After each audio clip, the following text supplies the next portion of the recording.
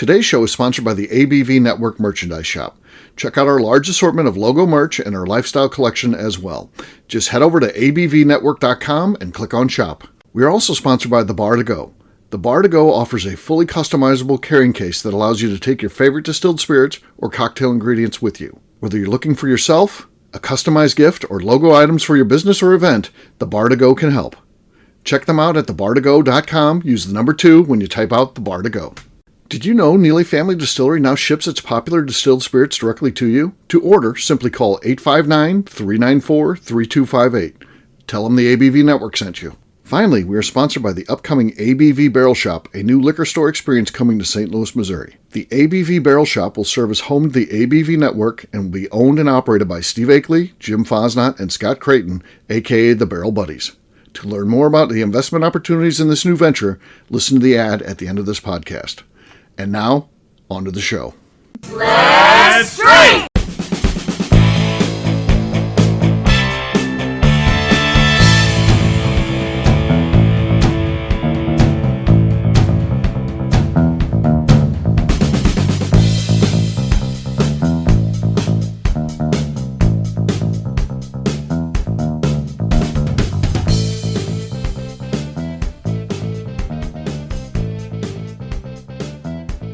Welcome to the Bourbon Daily, the podcast about everything bourbon delivered to you every day of the week. Today on the show, we discuss whether or not Blanton's is the best marketed bourbon. My name is Miss Beka Sue. Please join me welcoming my co-host, Steve Akeley, along with our special guests, Phil Collin, Lenny Eckstein, and Tim Swyat. Hey, gang. Hey, What's everyone. up? Hey. Hello. So Buenas we're going to noches. have some fun today. Yeah, we're going to be talking about Blanton's, and I don't know. I think they got to be in the running for best marketed. I'm telling you, they really have something special going on there, from the bottle design to everything that they do. But we'll get to that after the break. For right now, Phil said there's something he wanted to talk about. What is that, Phil? Yeah, so we got a good crew here, and all of you guys are world travelers and have been on a plane, some of you more recently than others, as we're talking about another show. But my question is, when you fly and when you take your whiskey accoutrement with you and your bourbon bottles, how do you travel and keep these guys safe? What's your best bet on flying or traveling other ways and packing bourbon or traveling with bourbon to make sure it arrives safely at your destination? I'm doing more traveling with bourbon, and this is something I never really considered before. And now I need some best practices so that I don't do something wrong and my luggage ends up smelling like a distillery for the next 3 weeks. So I've got a way that I do it, and then a way that one of my friends that's responsible for getting me into whiskey did it. I always just like wrap it up in like a shirt, and then like I put it in like a boot or something like that. That is not necessarily the best way. You don't say. I've never had anything break, and one time I like brought back an entire suitcase of stuff back to North Dakota. I don't have a lot of boots. Not the best way. Obviously, like wrapping it in shirts and stuff is good. But the way that my friend Phil did it was he actually had like really thick foam that he had cut out into the shape of Scotch bottles and put it into the foam. And I think he had like cut up extra pieces of the foam so he could fill in spots if it didn't fit it exactly. And so he had like, it was like 4-inch thick or however thick foam it was. And that's how he put it in there. But he at one point did have one bottle break, and I've never had any break with my t-shirt wraps. It sounds like how Fonte travels. He does the thing where he has the things cut out with the foam and that in a case. Size it to the suitcase. Yeah, sizes to the suitcase. I think that's a good idea. I think in general, those things that you get, they sell at wine stores and stuff like that you pump up and then wrap and close. And then I think the important thing is just to pack the suitcase tight then. Make sure it's all the way filled up at the maximum 50 pounds or whatever it is. And you got it so nothing's moving around once it's in there. That's key. No loose space for it to jangle across the case. Okay. Yeah. What else? Tim, Lenny? Well, it depends. I mean, if I'm going with like 1 to 2 bottles, I use Beka's method, and I just, dig around in my clothes and throw it in a hoodie, of course, a flannel. Of course, yes. Of course, yeah. But if I'm going for more bottles, I've taken recently to some tips I've gotten from some pros in the industry, and that is I just ship them. And we do a lot of shipping of bottles to our out-of-state distributors anyway. So there's a brand called The Spirited Shipper, I believe, that makes boxes that fold up. The Spirited Shipper. Yes. I mean, Okay. that's not, maybe that is the name of the company. But that's the name of this Why would you product. say it if it wasn't the name? You said there's a company name. Like, I mean, the may or company may not might actually be the like name. Boxes Inc. Oh, I see. But I can but- find them through the Spirited Shipper. Yeah, at the very least, this style of box is referred to as the Spirited Okay. Shipper. I got you. And you can ship 1, 2, 4, 6, like any quantity. And it's pretty nice. So like I'll do one of two things. I might just ship it via FedEx and ship it to wherever I'm going. I did that, shipped a bunch of Steve's place not too long ago. Or I'll just check luggage and that'll be my checked luggage, just the box. And I put this way up and fragile, and it always seems to work out pretty well. I dig that. All right. All right, Tim. I will say Good a tip. potential pro tip is to call ahead locally to local liquor stores and place an order with them so you can swing by and pick it up when you're there, so you don't have to worry about shipping. Yeah. If you can get it, so their online inventories tend to be pretty good, and you'd be surprised if you call some of these local places that you're going. I've done that before for traveling for tastings. As one thing, as I'm building a flight for somebody, because I do all my stuff blind, so people don't know what they're really getting. So at least I have that in my back pocket. But if I am shipping or if I am carrying stuff with me, I've done the wrap in a hoodie, do all that stuff. I do recommend with saran wrap around anything that you have when you wrap the bottle to keep at least the liquid somewhat contained, because you're not going to find Ziploc bags that big. Right. You're going to pay a lot of money for it, but I think saran wrap, wrapping them up, does contain some of that liquid in case it does explode. The tried and true way, Phil, you wrap it in a sock, get some Vaseline, you're going to sit uncomfortable for a couple hours. But there's a way to do it that way too. So I don't highly recommend that. The Neely bottles work great for that because they're at least 375s. But Oh man. I do have a case with cut out with the foam and try to fit the right bottles, this, that, or the other. But I would say the bubble wrap and wrapped in saran wrap to seal it does work. You get a lot of nutty and earthy notes to those ones where you keister them in. When you start with Vaseline, I was like, oh, go on. And then I saw that was going pretty fast. I was like, why did you put Vaseline? There you go. Watch out for that horse. Oh. Yes. Yes. All right. Well, Thanks, guys. on that note, Mostly we helped all good Phil out. suggestions. Yeah, not bad. Not bad. Except for one. I wouldn't recommend it. Don't do that. It is time to drink. What is everyone drinking? Let's start with Beka. Beka, what do you got? I'm going to drink this bottle. This doesn't have a name. It's just it's one of ours. We were doing some samples the other day. It's just wheated bourbon. It's 675. It's the barrel number. The horse with no name. Half Okay. open, so Oh, jeez. Decent. Well, maybe enough. Probably going to be enough to beat me. I've got Blanton's gold, but this is it's going quick. Not much left here. So let's see what we got here. Ooh, that wasn't bad. I think Becca still got me though.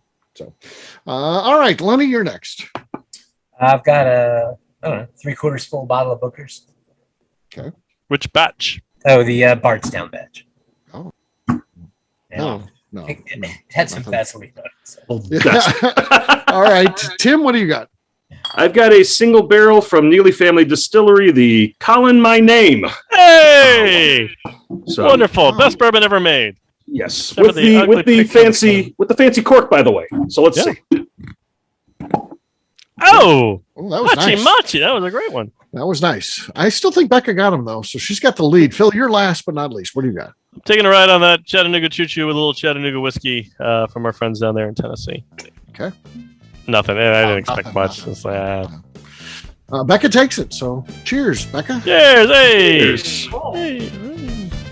All right, we're going to take a quick break. And then when we come back, we're going to be talking about the marketing idea. Does Blanton's do it best? We'll do that in just a few.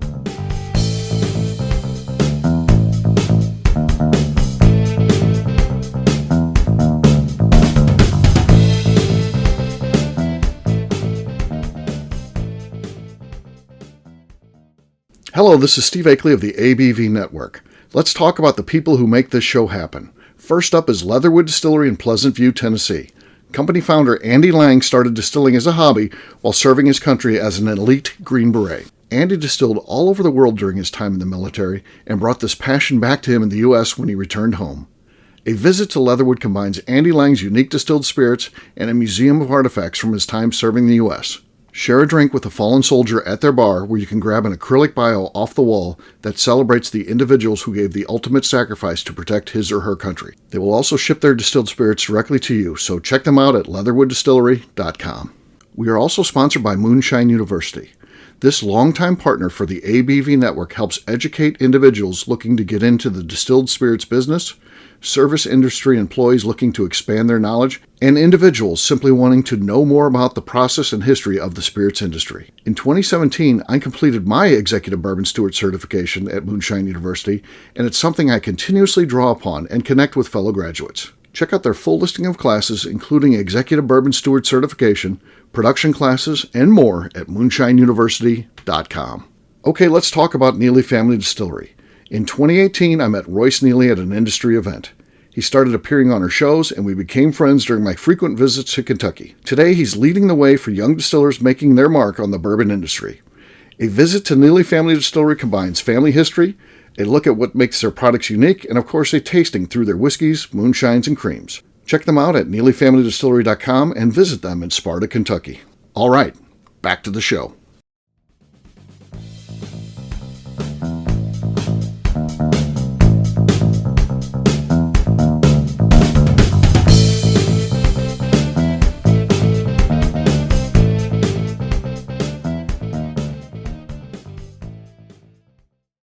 Hello, this is Danny Kennard, and I'm recording on the ABV Network. Welcome back to the Bourbon Daily. Today we're talking about Blantons and if they've got the best marketing. Yes, we do. So, I don't know. I mean, I know it's always tough to say anything's definitive because, it's very subjective. But I think in general, if you had to throw it out there, they got to be in the discussion, and they may be doing it the very best. I mean, and again, marketing starts with, how the product looks, and it definitely has an amazing look. And they of course do a good job of managing inventory, and it's highly desired, and it's all over. How many movies have you seen about Blanton's? The ones where they can't show what it is, but you see it in big movies like Spider-Man and stuff like that. Blanton's is John Wick, recently. Yeah, yep. It's on a lot of different things. So they're doing a heck of a job with marketing. But what do you guys think? Where do you think Blanton's falls in this whole concept of best marketing? Well, I think before we talk about the marketing, I met a guy years ago who told me it was better to be lucky than good. And I think with Blanton's, when they started this design and product and horsey topper and all this stuff, no one was buying bourbon, and certainly people weren't knocking down the door. So kudos to them for having a product on the market for what, 10, 12, 13, 15 years. Sticking with it, yeah, before it became one of the hottest whiskeys on any American shelf. So it's important to note I feel like it wasn't a brain trust that came in and said, let's do this, it'll be an instant seller. And even if that was the plan, it certainly wasn't what happened right away. So slow burn, and they were able to keep it on the market and have the success they have. So I guess what I'm saying is the marketing intent was clearly to make a good product, not to design something that's going to catch eyes and fly off the shelf. And if that was the intent, then it took a long time to get where they are today. So I think that gives them even more credit. Yeah. Lenny, what do you think?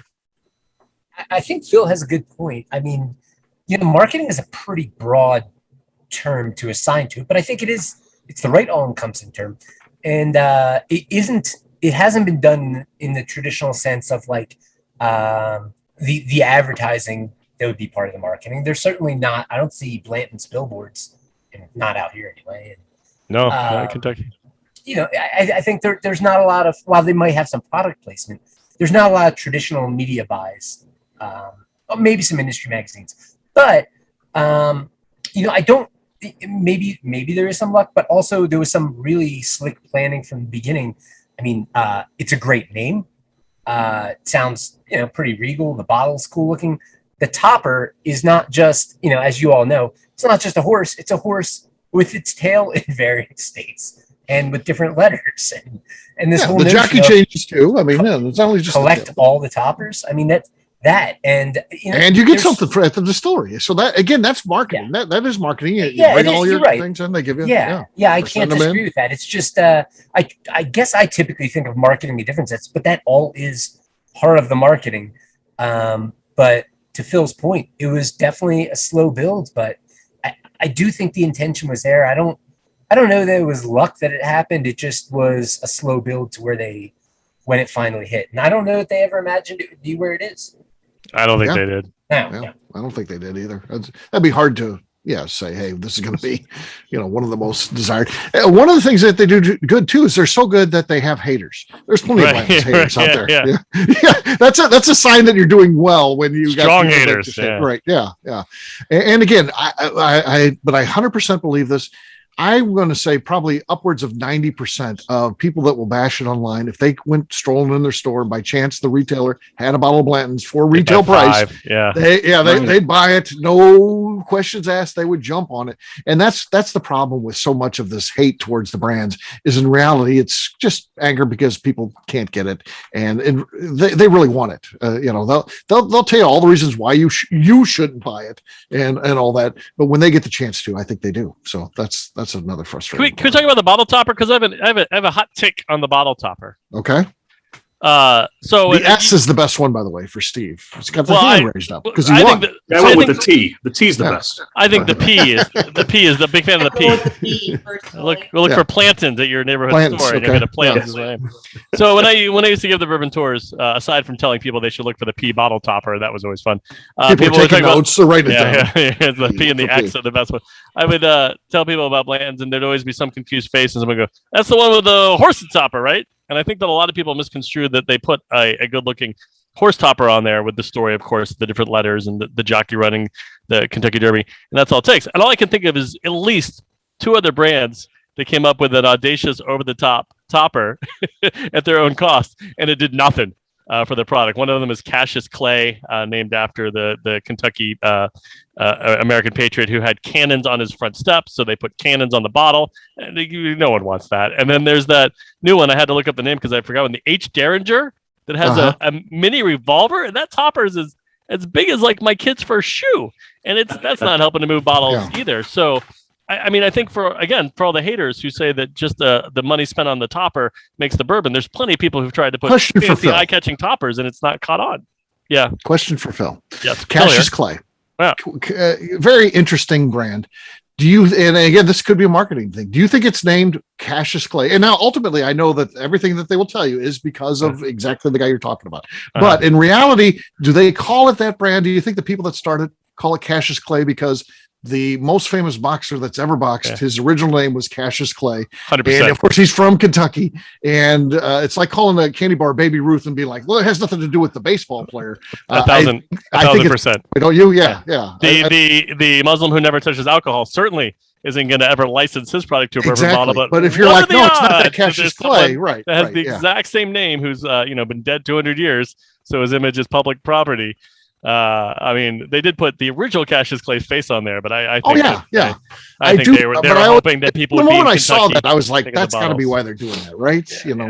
I get the historical thing, but I think, and I mean, U.S. 95% of people in America don't know that there was an original Cassius Clay who was, related to Henry Clay and all. Lenny knew. But Lenny knew. Oh, yeah, Lenny. He was the 95 who didn't know. Yeah, I couldn't tell what he was indicating. Okay. Yeah.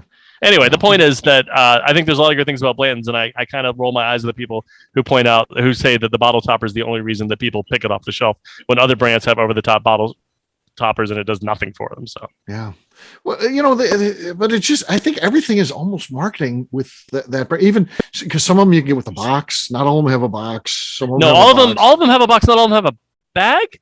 I think in a case of 6. I think that's I think half of them have a bag. Maybe it's both. I don't know. I think when you get a case of 6, I think 3 of them have a box and a bag, and 3 of them are just bottles. Which is weird, right? Right. It is weird. Yeah.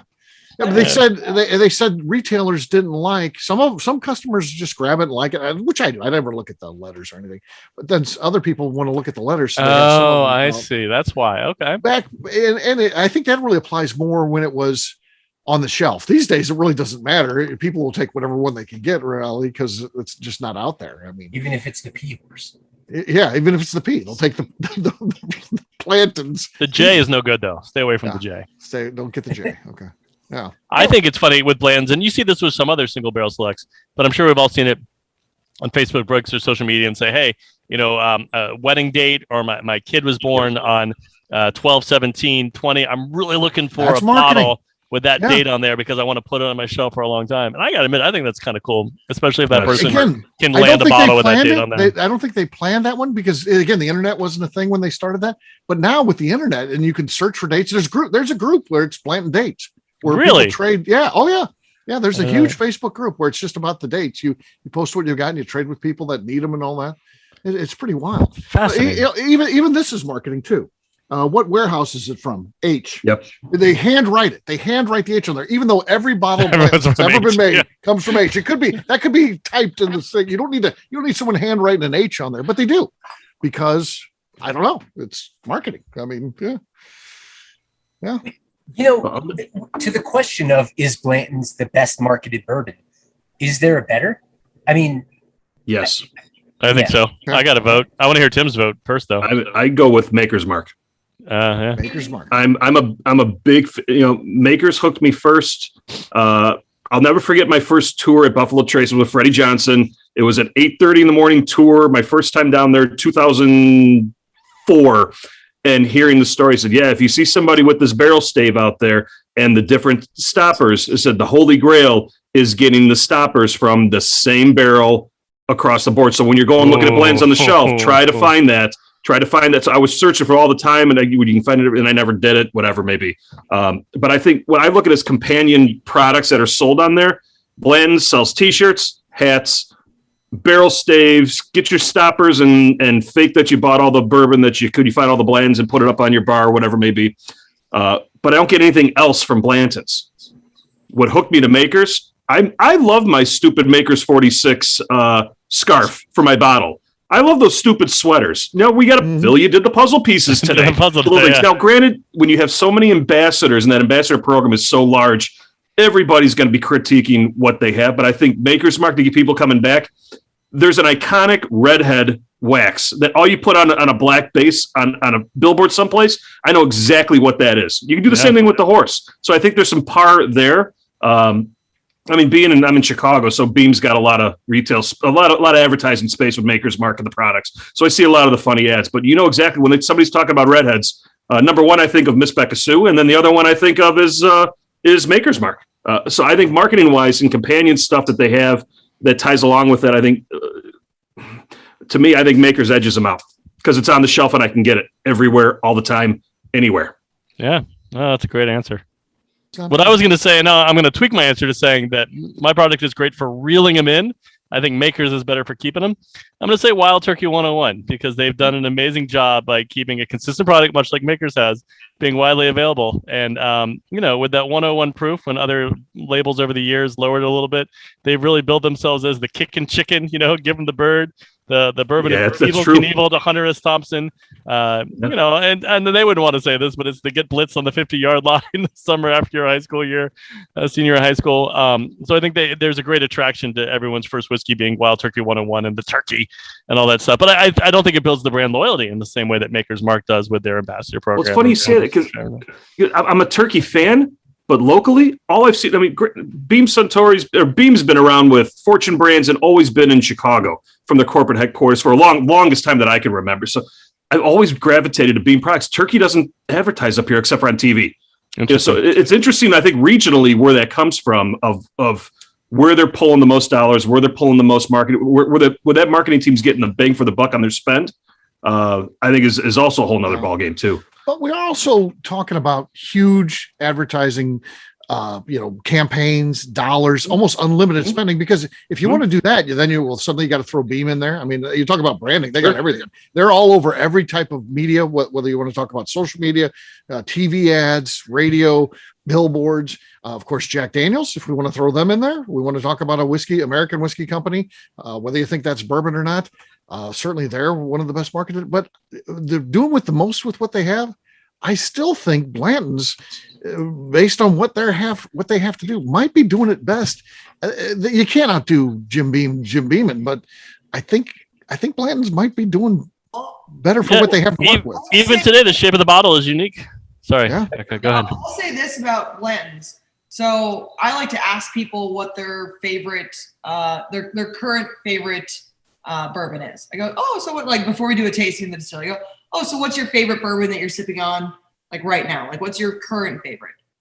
the main one I get is Blanton's. I don't hear Maker's Mark most of the time. I don't hear, I don't, like, and people don't go, oh, I'm just really loving Happy Van Winkle right now. Like, it's not about that. Like, I get people saying, oh, I just love Blanton's. Now, whether or not they're actually, if they're just saying it to sound like they know what they're talking about. That's interesting. That's insightful for sure. Happens maybe a lot is people just try to be like, Blanton's.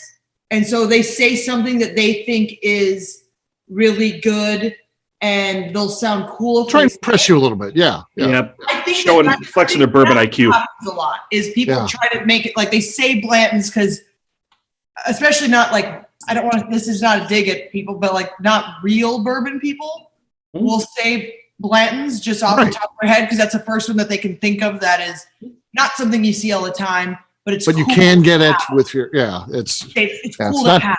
Yeah. And everyone knows it's cool to have a Blanton's. I mean, they say it's, because you can't find them anymore. I used to drink Blanton's like it was going out of style. And then all of a sudden I was like, why can't I find this anymore? And I've been throwing away all the toppers, everything with them. And I was like, you drink it all. Yeah. I feel like that kind of touches on Phil's earlier point, though. Like, no one behind that brand could have ever seen that coming, And similar to what you're saying, Beka, I've got a buddy here in Buena Vista who I'll go over his house and bring him a bottle. A lot of times I'll just run to Deer Hammer because he lives right around the corner. But one time I brought him a bottle of Blanton's and he was blown away. And then a month or so ago, I brought him a mostly full bottle of Michter's toasted bourbon. Yeah. And he didn't care too much. He was like, okay. Well, Steve, I thought you brought up a good point. What is Blanton's the best marketed for the dollar? Right. Because you're right. Yeah, unlimited marketing budget, everything like that. I flash back to the tours I've been to Buffalo Trace. Where do they take you to? Oh, here's our Blanton's dumping facility and hand bottling facility. They don't take you anywhere else. Number one, it's right next to the visitor center and the gift shop for a reason. And they take you in the OFC warehouse. I've been through that where it's used to, I mean, in the old tours, it was so tight. So many people snake around through there and see them doing it. Yep. You used to be able to steal toppers on your own and everything and not get caught. Labels, you can snag a few of those. Yeah. Yeah.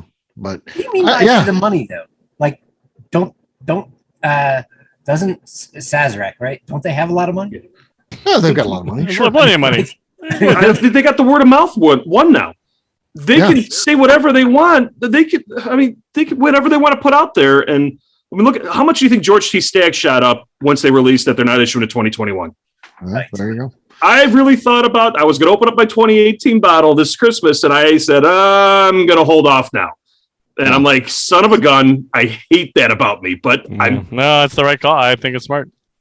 Yeah. I mean, I'll say this too. I mean, I heard Fred Noe himself say this, that there's no such thing as a loyal bourbon drinker anymore. Today's bourbon drinker drinks everything across the board. Yeah. And he talked about, there was times when, if it was, someone's father that drank it, they would walk into a party and be like, oh, do you have Jim Beam? And they're like, no, we don't have that, but we've got this and this. We got early times and this, and people would be like, no, I'll drink water then. They were so brand loyal, and people don't have that anymore. So then it becomes, well, what's the common denominator of something that everyone kind of seeks out? And I think Blanton's kind of falls under that, whether people want to admit it or not. So that's why I think that they've done a good job of marketing. So reminds me of like Talladega Nights. Like, if you don't chew Big Red, then fuck you. If you don't drink Blanton's, then fuck you. There you go. There it is. All right. Well, that rounds it up nicely. Yeah. So that summarizes the whole show right there. So there you go. All right, Tim, where can people find you? You can find me at abvnetwork.com/tastings under the corporate and private events page, or on Instagram at swyguy2112. All right, Phil. Bourbon adventures of all shapes and sizes, from penthouses to outhouses. You can book them at philtalkswhiskey.com. I'm Phil at philtalkswhiskey.com. Also, find me on social media at Derby City Phil, Twitter and Instagram. All right, Lenny. You can find myself and Deer Hammer on the social media at Deer Hammer, on the web at deerhammer.com. You can also order online any of our products, our single malt, whatever you want, shipped right to your door, and you can come visit us in beautiful Buena Vista, Colorado. All right, Miss Beka Sue. You can find me on Twitter and on Instagram at Miss Beka Sue, 1K, no C's. All right, for me, I'm an easy guy to find. I'm at Steve Akeley on Twitter, Instagram, or Facebook. I've got a website, steveakeley.com. We've also got a company website. That thing's abvnetwork.com. Check it out because everything that we do is out there. Previous shows, blogs, so much more, abvnetwork.com. Miss Beka Sue, anything else to say before we get out of here? I'd just like to remind the audience to please give us a 5-star review that includes comments. It helps when people find the show, which is very important to us. If you like what we're doing, we ask you to please visit our Patreon page at patreon.com/the ABV Network. All right, great job today, gang. For audience, we'll have a brand new show for you tomorrow. Looking forward to that. Until then, take care, everybody. See ya. Bye, everyone. Yes. Peace.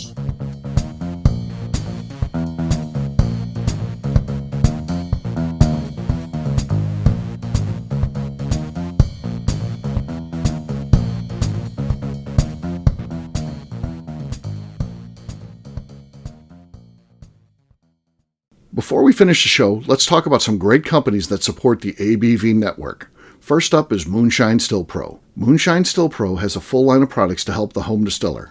Whether you want to experiment on the stove in your kitchen or you're looking for a bigger setup in your backyard, owner Russell Creed and his team can help. They have multiple still offerings, accessories, and even grain from their partners at Goldstone Mill to assist you in making whiskey on par with your favorite distillery. They can also help you with some fabricated parts you probably can't make yourself if you are attempting a DIY still project.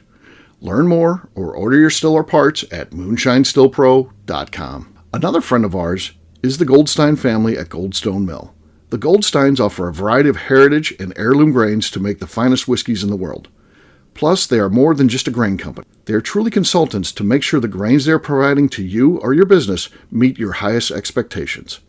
Additionally, they work with mills around the country, ensuring shipping is as low as possible for their customers. If you're a distillery, brewery, or even doing this at home, Goldstone can assist you.